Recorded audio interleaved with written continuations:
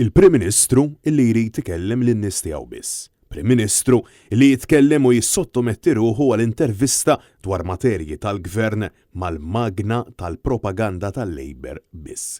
U dan is-sentiment li nħass wara illi għal darb'oħra Roberta Bela fil-vesti ta' Prim Ministru li suppost jirrappreżenta lil poplu Malti wawċi kollu u mhux bħala mexxej tal-Labor tkellem dwar il-ħidma tal-Gvern fuq l-istazzjon tar-radju tal-Partit. Is-sibt filgħodu għal darb'oħra il-Kitchen Cabinet ta' Bela suġġerielu li jissokta bil-kampanja personali biex jiġbed lura s-simpatija ta' dawk ikkunsidrati bħala l-partitarji ferventi tal-Labor. Dan kif diversi persuni qrib iċ-Ċentru Nazzjonali Laburista sqarrew ma' Net News illi Bela għaddej minn kriżi mingħajr preċedent bil-mexxej Laburista qed jitlef il-fiduċja ta' dawk l-aktar qrib il-partit.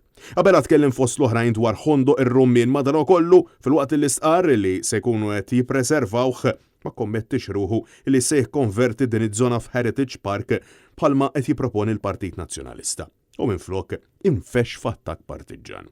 Apparti minn hekk b'mod mill-aktar surreali huwa għal darb'oħra reġa' njora għal kollox l-inkwiet tal-poplu, it-traffiku, l-olli tal-ħajja, l-ansjetà u l-bżonn ta' bidla fil-mudell ekonomiku. U għażel illi jinjora l-appell interni li qed isirulu anke b'mod pubbliku dwar id-deputat parlamentari Rosjen Kutajjar, l-Er Malta, l-allegazzjonijiet fil-konfront ta' Clyde Caruana u l-kritika tal-eks Ministru Evarist Bartolo. Injora wkoll il-fatt li bosta għadhom qed jaffaċċjaw kriżi fil-provvista tal-elettriku, injora it-telqa li hawn fit-toroq Maltin u Awċin u nuqqas sandafa illi saħansitra l-MHRA appellat għal ħarsien dwarha.